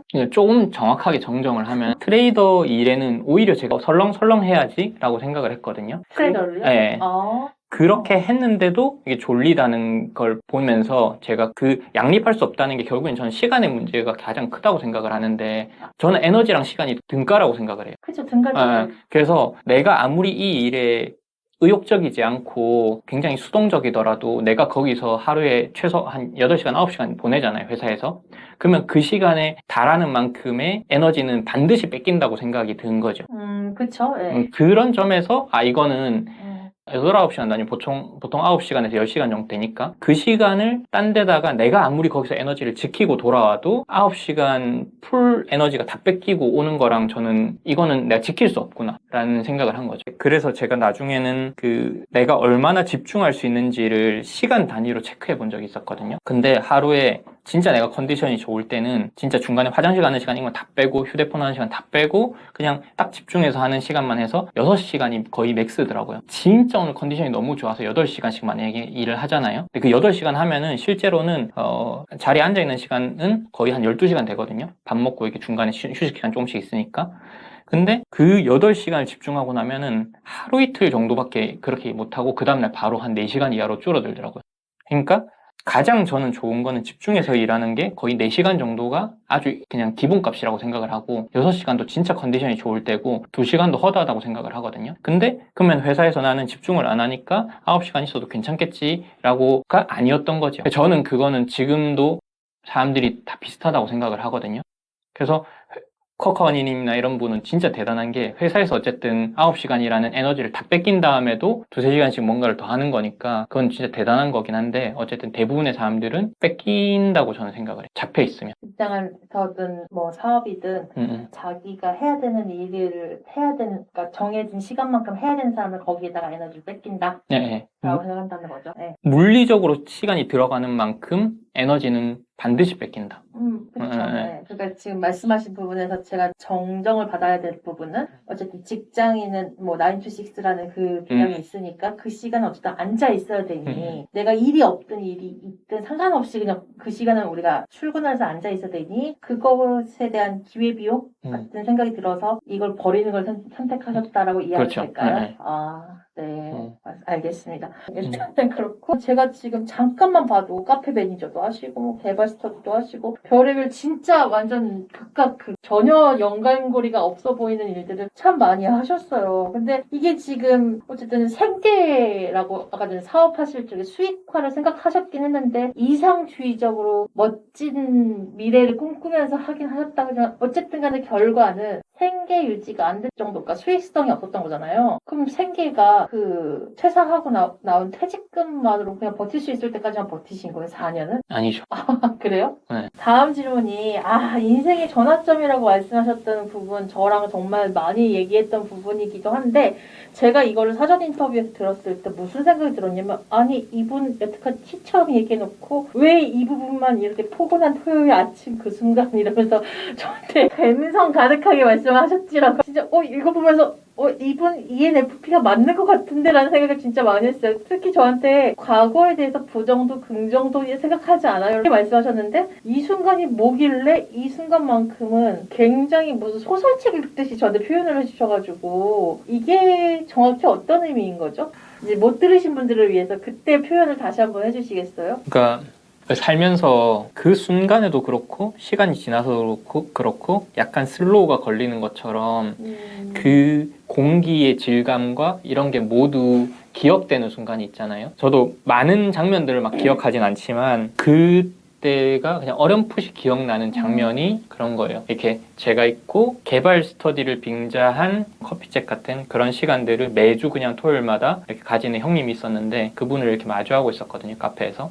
그래서 그분이 이렇게 또 이야기를 하고 계셨고 근데 저기 이렇게 창문이 왜 이렇게 쪽창처럼 이렇게 있는 카페에서 구석에 있는 창문 밖으로 햇살이 그냥 보이는데 그냥 이렇게 얘기를 듣고 있는데 불현듯 그냥 졌네? 졌는데? 그러니까 이 부분이 지금 다 들으시기에 뭐지?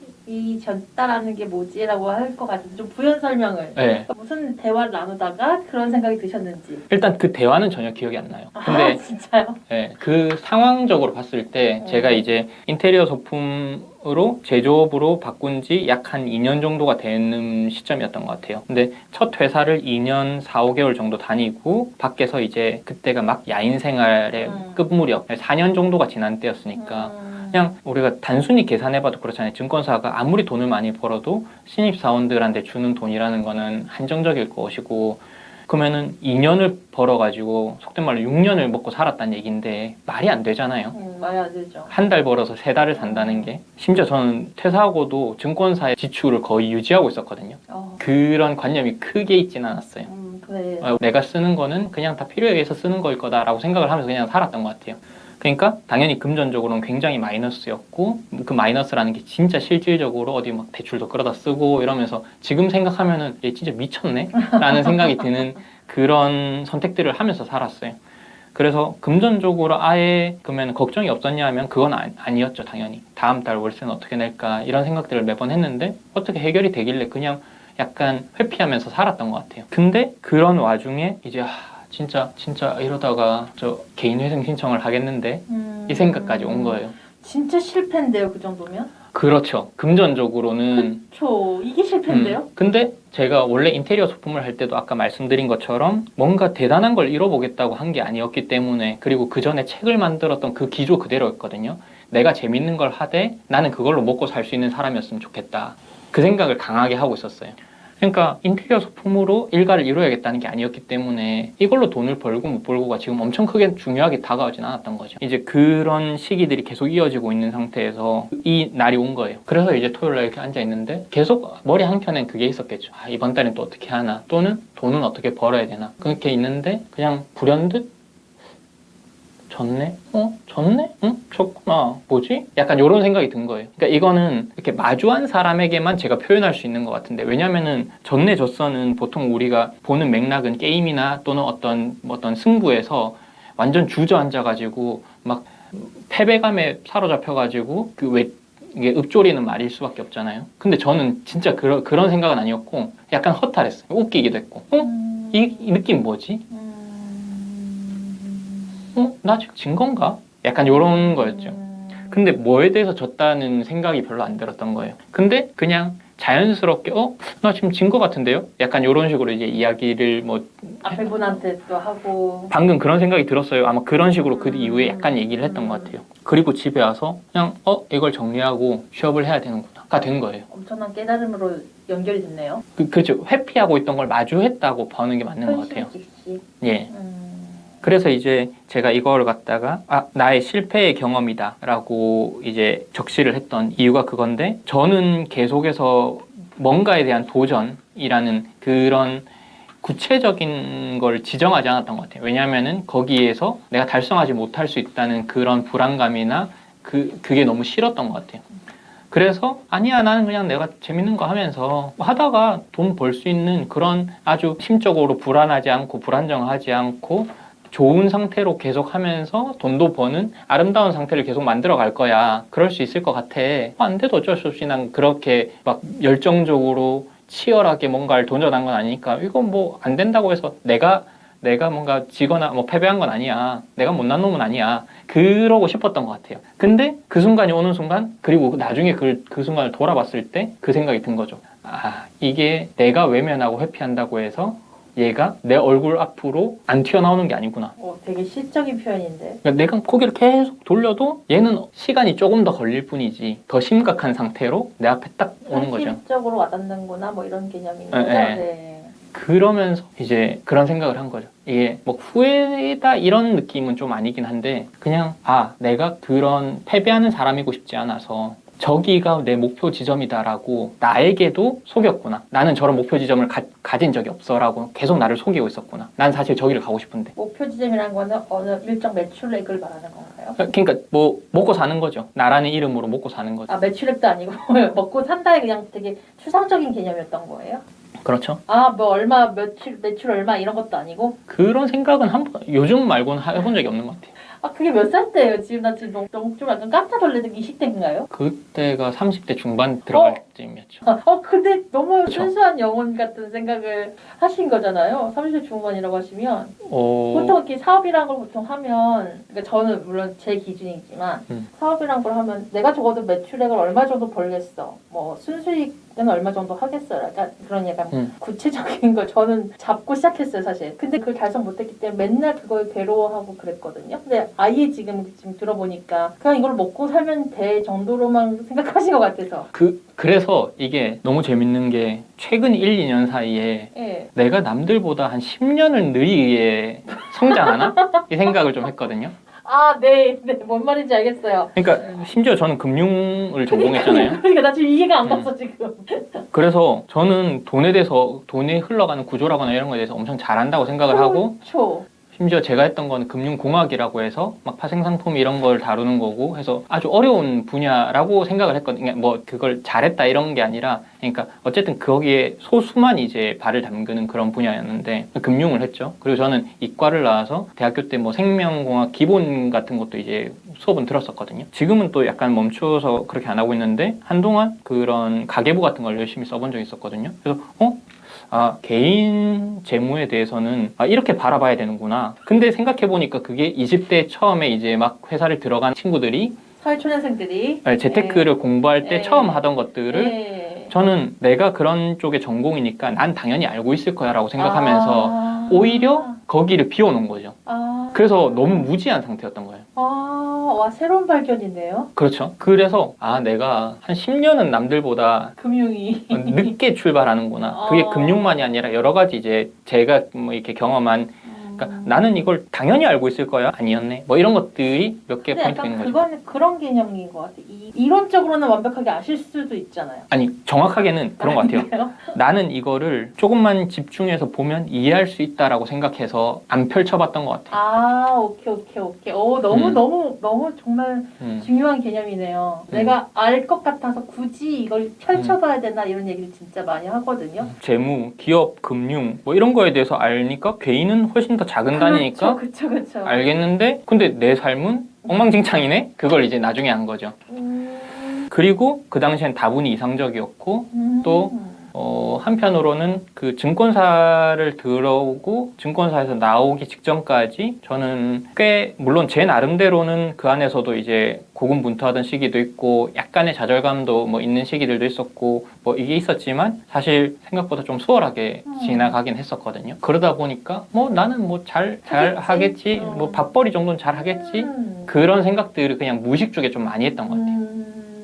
근데 어차피 계셨던 것도 대기업이었을 것이고 근데 대기업들은 약간 세분화되어 있잖아요. 내가 하고 있는 업무가 굉장히 뾰족하게 하고 있었을 것이니까 그것만 알 수밖에 없었을 거잖아요.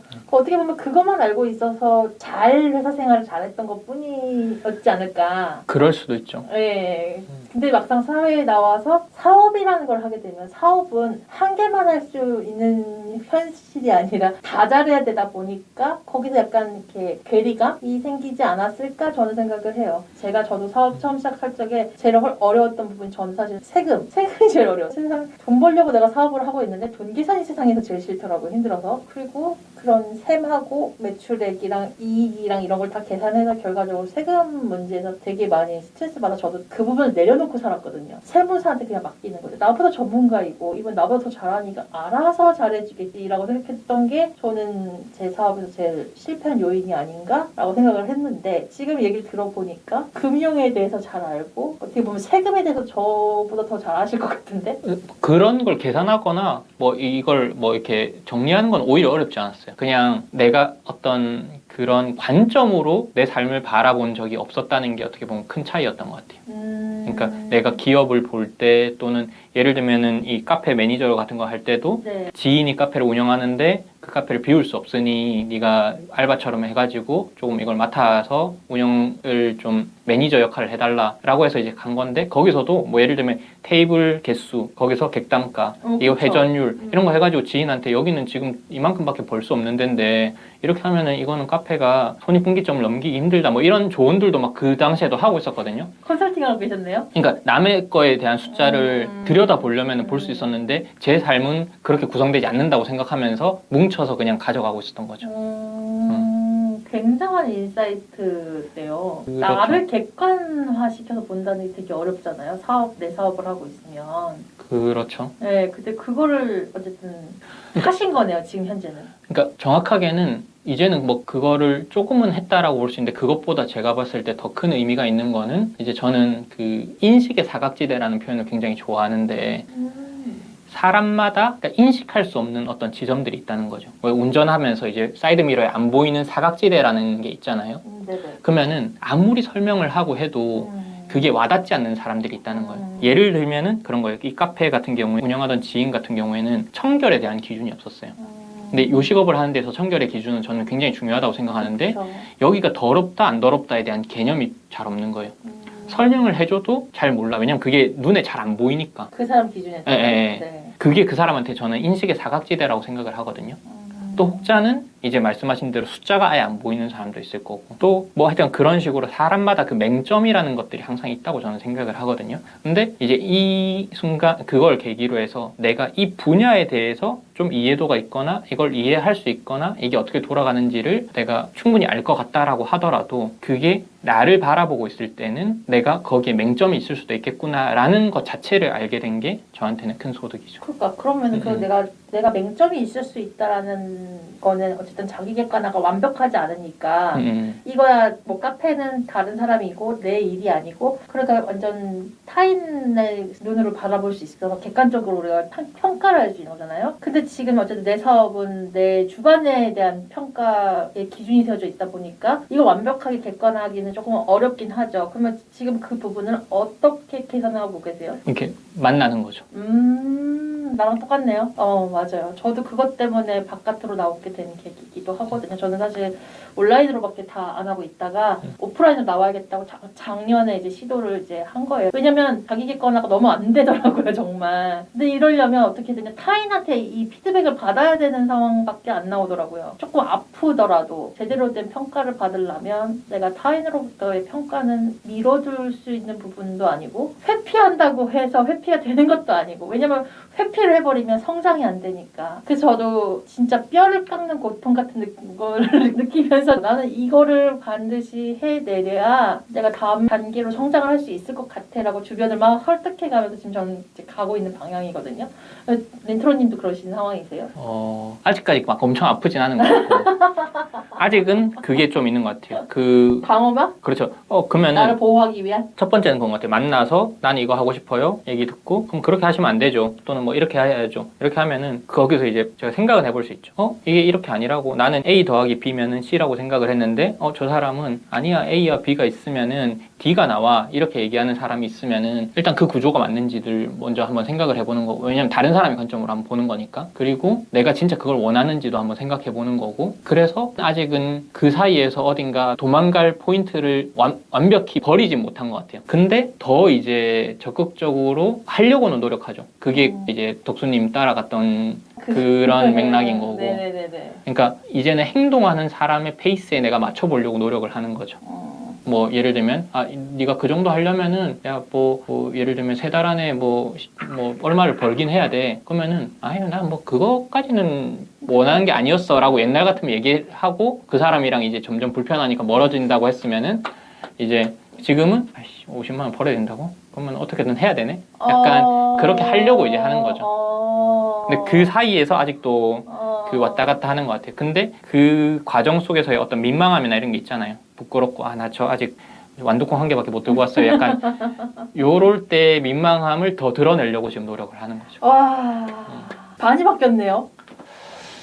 많이 바뀐 건가? 그쵸. 옛날에 어쨌든 이 야인 생활이라고 말씀하셨던 내가 30대 중반이라고 하셨다고 치면 불과 한 5년도 안 되는 시간 동안 이렇게 변화하려고 그 과정을 겪으신 거잖아요. 그렇죠. 그러니까 5년이라는 시간이 길다고 하면 길 수 있는데 저는 짧다고 생각하는 편이긴 하거든요. 사람의 행동이 변화할 때 그렇게 쉽게 변하지 않잖아요. 그리고 30년 동안 우리가 살아왔던 관념 개념, 그리고 습관, 그리고 태도 이런 게 있는데 이게 단순히 아까 말씀하셨던 내가 졌다라고 생각했던 그것 때문인 건지 아니면 뭐 다른 특별한 무언가가 있어서 이렇게 변한 건지가 저는 너무 궁금하더라고요. 한 번 더 있었어요. 비슷한 게 그쵸, 있는데 있었을 거야. 이게 음. 단순히 그것만으로는 저는 정말 설명이 안 되더라고요. 이 당시만 해도 제가 어쨌든 증권사에서 돈을 지금 생각해도 큰 돈이었거든요. 마지막에 나오기 전에 약간 증권사는 진짜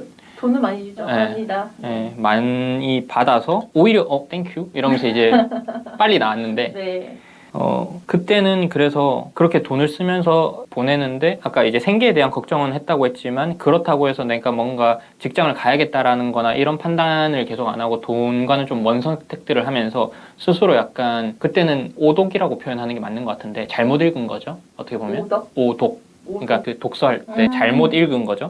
저는 제가 돈이 크게 중요하지 않은 사람이라고 생각을 했어요. 그렇게 4년을 보내고 왜냐면은 돈이 없고 계속 뭐 빚이 늘어나고 생계가 걱정되는데도 나는 계속 그냥 이게 재밌어 보니까 이걸 하려고 했으니까. 그리고 이제 다음 회사를 들어갔는데 거기서 어쨌든 또 한 2년 정도를 있으면서 재밌게 일을 했어요.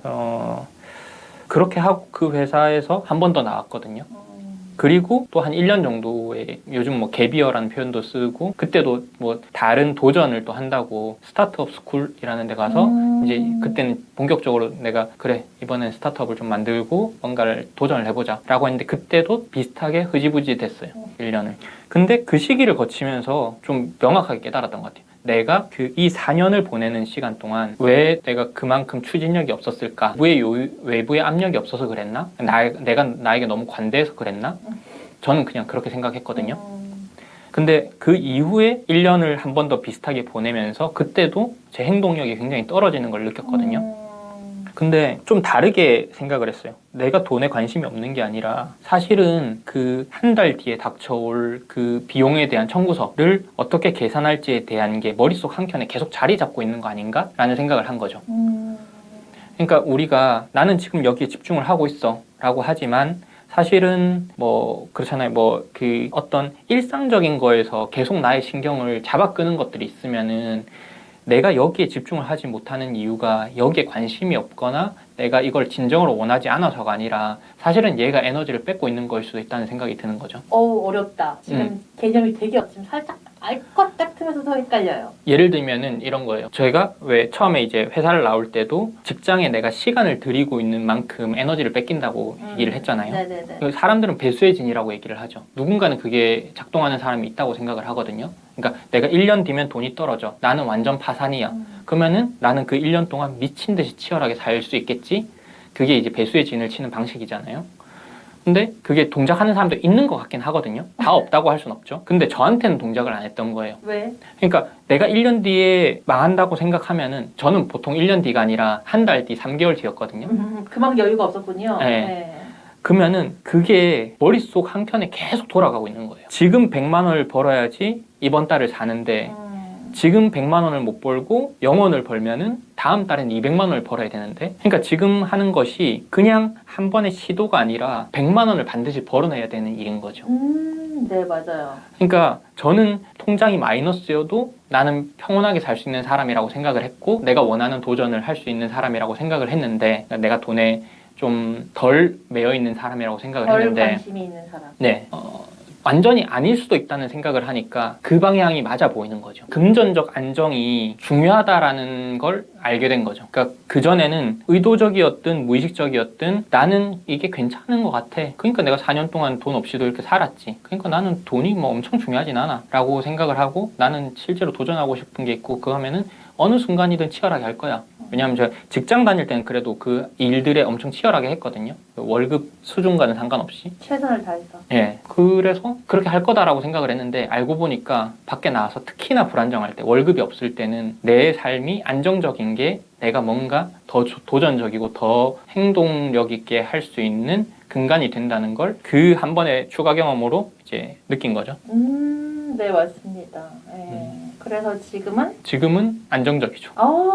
그렇구나. 그래서 이제 새로운 걸 할 수 있는 상태가 된 거죠. 그러니까 그것도 있는 것 같아요. 그 아까 왜 사람들에게서 이제 부정적 피드백이면은 이제 저도 위축되고 하는데 이게 근거가 없으면 위축되잖아요. 그쵸. 예. 그러니까 아, 나 이걸로 먹고 살 거야. 못 먹고 살고 있는데. 그러니까요, 그죠. 근데 지금은 다행히도 어쨌든 향후 한 1년 정도는 먹고 사는데 크게 문제는 없을 것 같고, 저는 뭐 인생 타임프레임을 그렇게 길게 보진 않으니까 1년 정도는 크게 그게 없을 것 같고, 또 뭐 경우에 따라서는 또 어딘가에 소속이 될 수 있을 것도 같고, 뭐 그런 이제 그 가능성들이 계속해서 좀 안정적이어 보이는 가능성들이 포진하고 있으니까 상대적으로 사람들을 만나고 내가 뭔가를 도전한다고 하고 또 민망한 모습을 보이는 것이 좀 덜 위축이 되는 것도 있는 것 같아요, 지금은. 그러니까 민망한 모습이란 표현을 저한테 지금 방금 주셨는데 본인이 생각하는 민망한 모습은 뭐예요? 이거 하고 싶다고 하는데 결과물이 자꾸 안 나오는 나오는 상태인 거. 거지. 그 왜 보통 시작할 때는 부끄러움을 견디는 힘이 필요하다라고 보통 얘기를 하잖아요. 그 진짜 부끄러운 상태일 때는 부끄러움을 견디는 힘이 없었던 거고, 나는 왜 이게 이렇게 견딜 수 없었을까를 생각해봤는데 나중에 보니까 내가 심리적으로 안정적이지 않았기 때문에, 경제적으로 안정적이지 않은 게 심리적인 불안정을 계속해서 밑에서 야기했던 것 같다. 지금 딱 단어가 딱 말씀하셨던 거 부끄러운 마음이란 그 부분은 또 뭐예요? 뭐가 부끄럽고 민망했을까요? 언제요? 예를 들면 인테리어 소품을 만든 데라고 해요. 그것도 엉망진창인 걸 꺼내놓는 게 부끄러운 거죠. 누구한테 부끄러워요? 나한테? 주변에도 부끄러웠던 것 같아요. 아, 주변에 피드백이 별로 없었음에도 불구하고 어. 아까 저한테 처음 얘기해 주긴 했는데 피드백이 나쁘지 않았고 그리고 아버지도 반대하지 않았고 저랑은 환경적으로 다른 상태에 계셨는데 부끄러움이라는 그 단어나 민망함은 내가 내 스스로한테 느끼는 감정인 건지 아니면 타인에 비해서라는 비교의 부끄러움인 건지는 조금 구분해 주실 필요가 있을 것 같아요. 어디에서 나오는 부끄러움일까요? 내가 민망하다라는 그 표현도 마찬가지로 내가 내 자신한테 민망한 건지 아니면 사람들이 나를 비난하고 그럴 것 같아서 느껴지는 민망함인 건지 좀 차이가 있잖아요. 아, 이것도 또 처음 들어본 네. 질문인가? 제가 계속 인테리어 소품을 얘기하는 게 진짜 말도 안 되는 영역에 간 거예요. 전 디자인도 못하고 심지어 뭐 3D 이런 것도 그때 하면서 그냥 배웠거든요. 심미적 감각도 별로 없고 저는 소품도 안 사거든요.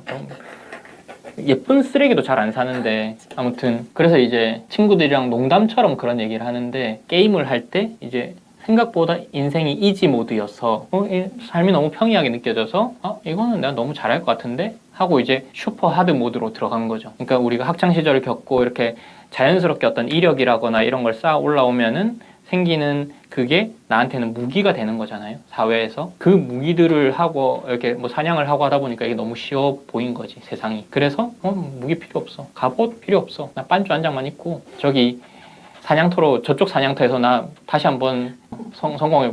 근데 거기서 이제 토끼한테 맞고 이제 사망한 거죠. 그러니까 디자이너들의 그게 있을 텐데 거기 가가지고 이걸 하는데 나도 알아요. 이거는 부끄러운데 결과물이. 그러니까. 남들한테도 내가 인테리어 소품으로 먹고 살겠다고 하면서 이런 걸 내놓는 것 자체가 부끄러웠던 것 같아요. 그렇죠. 그게 남들한테인 거죠. 그렇죠. 남들한테인 거죠. 나한테 부끄러운 거는 사실 나는 나한테 부끄러울 일을 내가 아예 모르기 때문에 느끼기가 되게 어려운 것 같아요. 저는 그렇게 생각해요. 내가 이 분야를 조금 알기라도 하면 이게 부끄럽고 남들하고 비교했을 때 뭐 어쨌든 알겠는데 막상 사람들한테 내놨을 때 그 반응이 너무 뭔가? 근데 그거에 대해서 뭐 친구들도 크게 피드백을 하진 않았죠. 아, 그래요?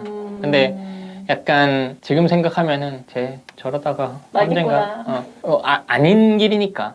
근데 이제 그 최근에 제가 쓰레기에 쓴 것처럼 저는 똥인지 된장인지 찍어 먹어봐야 되는 사람이고 그때 그래서 그 면접을 볼 때 이제 대표님한테 그런 얘기했죠. 너 또 나가서 뭐 사업하고 뭐 이런 이제 얘기도 하고 그때 저는 심지어 데이터 분석은 그냥 지인들끼리 깨작깨작 공부한 거지 데이터 분석을 전혀 모르는 상태인데 데이터 분석가로 지원을 해서 들어간 거였거든요. 근데 이제 그때 그런 비유를 한 거예요. 이게 내가 잘하는 어떤 영역이란 게 있고 그냥 내가 아예 못하는 영역이 있는데 한번 여기서 이제 하다 보니까 이게 너무 나한테는 좀 쉽게 느껴지고 너무 쉽게 얻어지는 것 같아서 좀 도전을 하고 싶었는데 그게 하필이면은 너무 반대편에 내가 너무 못하는 영역에 가서 뭔가를 하려고 했던 것 같다. 그러면서 많은 걸 배우고 느꼈고 그래서 그래도 나에게는 조금 더 도전적인 게 이 데이터 분석. 왜냐면 여기는 해본 적 없고 잘 모르는 분야고 비즈니스 컨설팅 이런 거 당연히 모르니까 나한테는 처음 하는 도전인데 또 한편으로는 나의 어떤 스킬들이나 이런 것들을 개발이나 이런 것들 활용은 할 수 있을 것 같고 그러니까 자기 발전적인 영역일 거라고 생각해서 여기에 지원을 하는 거다. 그렇게 얘기를 한 적이 있었거든요. 붙었죠. 그건 당연히 왜냐면 연봉을 확 낮췄거든요. 아니 물론 그렇게 네. 하셨지만 어쨌든 간에 네. 네. 그래서 이 경험을 통해서 저는 그런 거죠. 사람은 자기를 인식할 때 아까 그 친구랑 얘기하는 것처럼 내가 되는 영역만 봐서는 나의 이 경계가 어떻게 생겼는지를 알 수 없다고 생각을 하거든요. 바깥에 나가봐야 되는 거지. 그쵸. 그렇게 나가서 토끼한테 맞고 다람쥐한테 맞고 이러면 이제 아 여긴 아니구나. 음... 그래서 그 라인을 찾을 수 있었죠. 사업을 지금 어쨌든 간에 하고 계시잖아요. 그럼 우리가 지금 여태까지 말한 것들이 다 실패에 대한 것이었다면 지금 시점에서는 나는 무엇이 성공으로 향하는 준비다? 라고 생각하세요? 일단은 그 이제 나미님이 실패자를 인터뷰하겠다라고 하셔서 저도 이제 거기다 댓글을 달고 했지만 그 서서히 끌어오는 데서 죽어가는 거 생존 사이를 왔다 갔다 한다고 이제 제가 댓글을 단 거잖아요. 그러니까 저는 실패라고 표현하진 않았잖아요. 그러니까 살면서 이번에 댓글을 달고 인터뷰를 하게 되면서 이게 굳이 따지자면 나에게 실패 같은 건가? 그러니까 그 대중이 실패라고 하는 그 공유하는 그 어떤 느낌이나 그런 걸로 요거를 갖다가 이렇게 바라볼 수 있을까? 이런 식으로 이제 생각을 한 건데 저는 사실 실패라는 단어를 거의 쓰진 않거든요. 안 써서 제가 지금 계속 실패란 말을 더 많이 쓰고 있잖아요, 사실. 계속 개념적으로 드리고 있잖아요. 그래서 지금 듣고 생각을 하시는 거잖아요. 그렇죠. 야인 생활을 하면서 실패라는 부분을 크게 느꼈고 그리고 한 번 더 이제 다른 회사에 들어가서 또 이렇게 지지부진하게 넘어갔던 그 많은 것들을 경험하시면서 어쨌든 실패라는 것들을 경험하신 건데 지금과 그때와 나는 뭐가 다른가요? 일단 돈에 대해서는 아까 이제 인식을 했고요. 네네. 그러니까 그런 자기 인식이 좀 더 뾰족해진 것 같아요. 네네네. 그러니까 그때는 그냥 아름다운 걸 꿈꾸는 사람이었으면 지금은 나라는 사람이 그러니까 그때나 지금이나 매 한 가지로 있는 거는 한 가지가 있는데 그게 제 이름으로 먹고 살 수 있는 사람이고 싶다라는 게 한 가지거든요. 그러니까 제가 그 첫 회사를 나오고 그 나온 거에 대해서 후회하지 않는지 스스로에게도 되물어보고 질문도 뭐 받았을 때도 했는데 한 번도 후회한 적은 없는데 그 이유가 그거였거든요. 아, 내가 어떤 시스템 바깥으로 나오게 되면 얼마나 취약할 수 있는지를 느낀 거죠. 그 전에 내가 받았던 뭐 월급이라거나 아니면은 어떤 그 대우라거나 이런 것들이 사실은 나란 사람 이름이 아니라 내 명함에 쓰여 있는 회사명이나 그런 거에 이제 기대에 있었다는 걸 크게 느낀 거죠. 그래서 아, 내 이름으로 돈 벌기가 이렇게 힘들구나라는 걸 그 무렵에 좀 느꼈는데 그 이후로 계속 그거에 대한 고군분투가 이어졌던 것 같아요. 그러면은 거기서 이제 큰 차이는 그 당시에는 그럼에도 불구하고 내가 꿈꾸는 방식으로 나는 내 이름으로 먹고 살 수 있을 거라고 생각을 했다면 지금은 나도 그렇게 돌아가는 사람이 아니고 그러니까 아까 말했던 내가 돈에 상관없이 뭔가에 열정을 불태울 수 있는 사람도 아니고 내가 이렇게 그냥 재밌는 걸 선택해서 그게 세상과 맞닿지도 않는다는 것도 깨달았고 그냥 내가 상아탑 속에서 또는 이제 그 어떤 방구석에서 뭔가를 만든 것이 세상에서 가치로 교환되는 것도 아니라는 것도 알았고 반면에 이제 그러면 내가 세상에서 교환시킬 수 있는 가치들이 뭔지도 그때에 비해서는 좀 더 명확해진 것 같고 아직도 내 이름으로 먹고 사는 게 여전히 쉽지 않다고 생각은 하지만 그때보다 좀 많이 단서를 찾은 것 같은 느낌 그리고 나에 대해서 몰랐는데 뒤집어진 것들도 있고 그런 아까 경제관념에 대한 것들 뭐 아니면 내가 어떤 생활이나 나에 대해서 또는 나의 뭐 건강 또는 뭐 운동이나 뭐 이런 거에 대한 뭐 정신적인 거나 육체적인 거나 이런 거에 대해서 내가 스스로 인식하고 있던 내 모습이 지금은 뒤집혀서 인식되는 것들도 있고 그런 변화들이 있었던 거죠. 아까 전에 그 김덕수님인가요? 네. 그분을 만나서 10만 원 주세요라고 하는 행동도 어떻게 보면 옛날의 나라면 상상을 못할 행동이죠. 아닌가요? 혼자서는 못했을 것 같아요. 뭐 둘이면 했을 것 같아요. 지금도 혼자 갔던 거 아니에요? 2인 1조로 갔는데 아. 그러니까 그 영상을 이제 제가 보고 덕수님한테 추천을 해줬다가 이제 덕수님 그럼 같이 해보시죠 이렇게 해서 이제 갔던 건데 혼자 보면서는 아 나도 이런 거 한번 해보고 싶다 했는데 실제 나가진 못했던 거죠. 근데 왜 이 질문에 제가 머뭇거리냐면은 그러니까 그 차이가 있는 것 같아요. 그래서 이게 그 실패라는 용어를 제가 인식을 잘 안 하고 있다 보니까 보통은 사람들은 실패를 하고 그걸 딛고 일어나기 위해서 의도적인 어떤 절치부심의 과정을 거치고 그래서 지금은 다시 재기하는 과정에 있거나 또는 일어섰거나 그걸 넘어섰거나 뭐 이런 과정으로 가는 거잖아요. 근데 저는 이게 제가 선택한 모든 과정들이 결국에 경계 밖으로 나갔다 들어왔다를 하는 행위들이었던 것 같거든요. 그러니까 내 영역 바깥으로 나간 시간들이 이 야인생활 4년이었고 그 회사를 다닌 이후에 또 한 번 있었던 1년이었던 것 같고, 그러니까 그렇게 밖으로 나가서 결국에 내가 했던 거는 다시 돌아오는 행위가 기본적인 거고, 그러면서 여기서 마주한 내 경계 벽이 요쯤에 있네? 그러면 그 라인 위로 올라오는 거죠. 더 안으로 들어오진 않고. 왜냐면 더 안은 소위 말하는 컴포트 존이니까, 나한테 편안한 공간이니까 그렇게는 하지 않고, 나의 가능성이 어떻게 보면은 가장 불안정하면서도 여기서 내가 좀만 더 영역을 넓히면은 나라는 사람의 경계가 확대되는 그런 곳. 한 번도 경험해보지 않은, 뭐 예를 들면 그런 거죠. 그런 거라고 했을 때 저는 계속 이 라인 위에 서 있는 행위들을 그 소위 말하는 실패 혹은 뭐 바깥에 나갔던 그 이후에 거기 서 있으려고 노력을 하는 거고, 거기서 그 경계를 넓히기 위해서 노력을 하는 거고, 그게 제가 보통 하는 행위고, 그러면은 남들처럼 뭔가 절치부심해서 그 상황을 타개하려고 하지 않냐, 그건 별로 없는 것 같아요. 저는 오히려 그 인식의 전환을 많이 가지려고 노력을 했던 것 같아요. 내가 왜 지금 이런 경험을 하지? 이게 나한테 무슨 의미가 있지? 나는 지금 나를 이렇게 보고 있었는데 나를 이렇게 봐야 되는 건가? 그렇게 해서 생각이 바뀌면 그 다음은 뭔가 노력을 해서 어떤 행동을 한다는 게 아니라 예전이랑 다른 행동을 하긴 하는데 그게 자연스러운 행동이 되는 거죠. 어째서요? 예를 들면 저는 원래 가장 저한테 크게 있는 자기 인식 중에 한 개가 그거였거든요. 나한테 가장 부족한 게 꾸준함이라고 생각을 했거든요. 저는 진짜 몰아치는 데 능한 사람이고 꾸준함이 엄청 부족한 사람이었거든요. 근데 스레드에도 한번 썼는데 몇 년 만에 만난 지인이 보더니 제가 또 이번에 개발로 이런 걸 개발해 보려고 하고 있다 이러니까 넌 참 그걸 꾸준히 하는구나.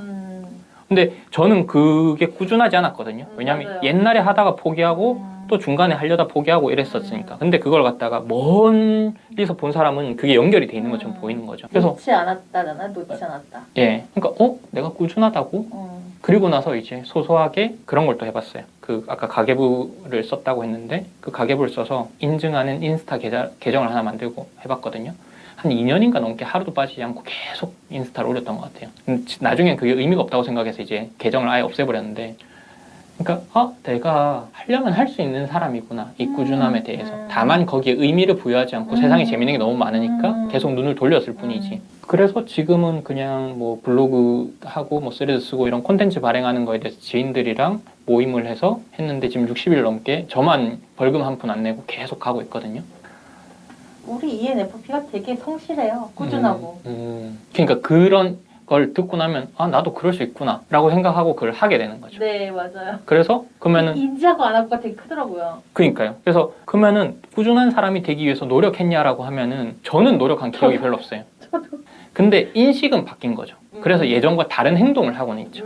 네. 그게 어쨌든 달라진 거고, 뭐 이때 뭐 흔히 말하는 실패해서 그러면 빚 엄청 생기고 했던 거는 회사 열심히 다니고 하면서 금방 갚아지더라고요. 그건 또 뭐 원래 야인으로 질 수 있는 빚의 액수의 한계가 있어서 그런지 그거는 뭐 상환하고 뭐 하고 나니까 해서 뭐 금전적으로 지금 한 6개월에서 1년 정도는 크게 무리 없어 보이니까 안정화가 됐고, 그거는 그래서 이게 무슨 노력을 했니? 회사 열심히 다녔어요? 아니면 뭐 꾸준히 뭔가 했어요? 근데 그게 뭐 절치부심해서 그 실패를 극복하기 위한 노력으로 저는 인식되지 않으니까. 참 긍정적이네요. 그게 참 그 노력이 다 되게 힘든 건데 저는 노력의 정의를 이렇게 생각하거든요. 힘을 플러스로 알파를 들여서 하는 게 노력이라고 저는 생각을 하거든요. 안 힘들었다 하면은 그냥 노력이 아니라 천재적인 재능인 거죠. 근데 노력이라는 부분은 내가 어쨌든 힘을 들여서 하고 있는 행위. 원래 내 본래의 본질은 그렇지가 않은 사람인데 그 본질을 벗어나기 위해서 머리를 쓰든 에너지를 쓰든 하는 행위를 노력이라고 저는 생각을 하는데, 본인이 생각하시기에는, 그러니까 렌트로님이 보시기에는 나는 그런 노력은 하지 않았다라고 판단하시는 건 아니잖아요. 어디선가 했겠죠. 그러니까 제가 지금 말하는 게 그거잖아요. 노력을 안 한다는 걸 만약 한다 그러면 그건 재능이었어야 되는 거예요.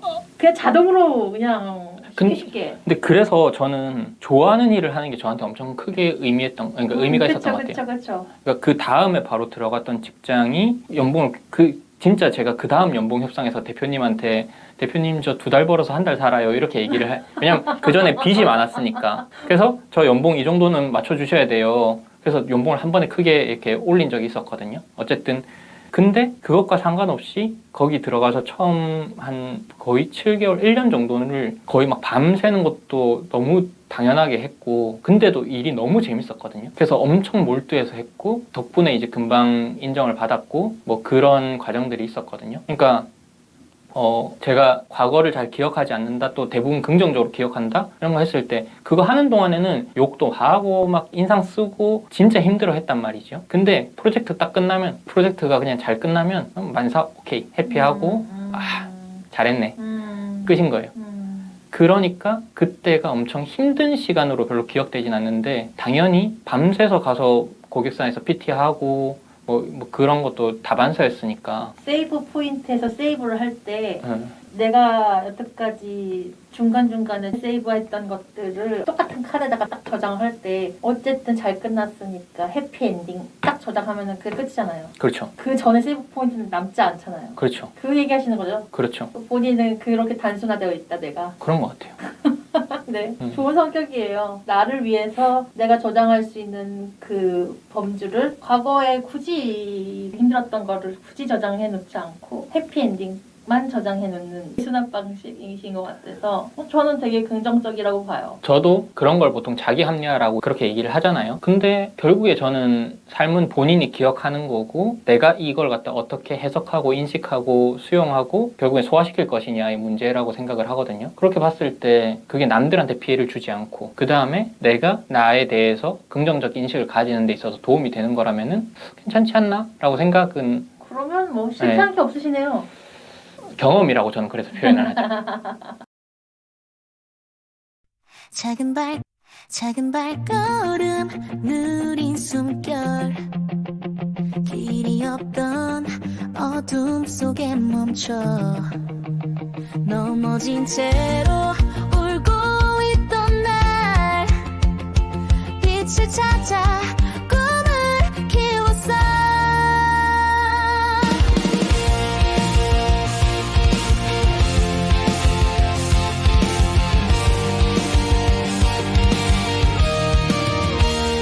손끝에서 떨리는 희망 내일 향한 작은 용기 하나 실패 속에서 배운 것들로 다시 일어나 날아오를 거야 넘어져도 괜찮아 다시 일어서 아픔은 날 강하게 만들어 이젠 하늘을 봐 꿈이 날 부르잖아 날개를 펴고 높이 날아가 바람 속에 흔들린 나의 맘 하지만 멈추지 않아 날 이끄는 빛을 따라가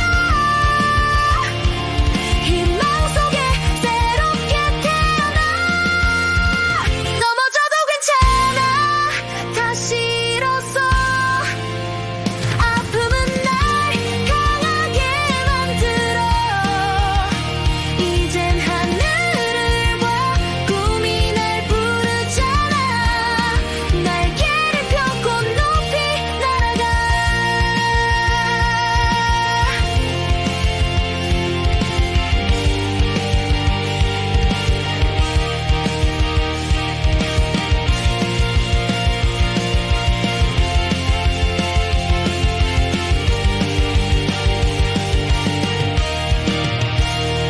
모든 실패 내 발판이 되고 내 꿈은 하늘 끝까지 다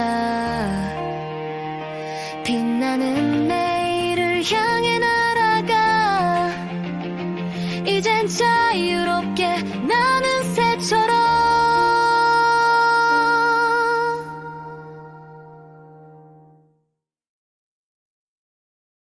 저는 두렵거나 하고 싶지 않은 일을 굳이 할 필요는 없다고 생각해요. 다만 뭔가 하지 않는 것도 사실은 무엇인가를 하는 것과 마찬가지로 어떤 상태를 선택하는 행위라는 것을 잊지 않았으면 좋겠어요. 그리고 사실 막 엄청난 일을 한 번에 자기 인생을 올인하듯이 시도하는 것은 실제 위험한 일일 수 있지만 이 일을 좀 지혜롭게 작은 일부터 가볍게 잘 시도한다면은 사실 그 일이 실패하더라도 크게 무슨 일이 일어나진 않거든요. 그런 점을 같이 고려해서 내가 정말 재밌게 즐기듯이 할 수 있는 일을 작은 단위에서부터 하는 것, 그게 약간의 두려움을 극복한다거나 아니면은 나를 주저하게 하는 마음을 조금 더 움직이는 데는 도움이 될 수 있을 것 같아요.